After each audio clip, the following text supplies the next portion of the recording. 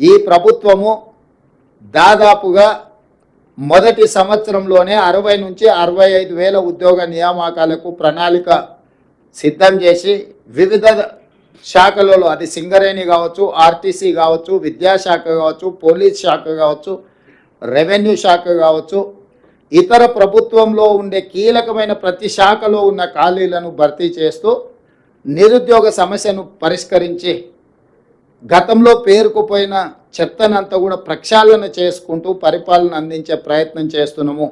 ఏది ఏమైనా ఇందులో ఈ ఎగ్జామ్స్లో పాస్ అయిన వాళ్ళకి మనస్ఫూర్తిగా నేను అభినందనలు తెలియజేస్తున్నా.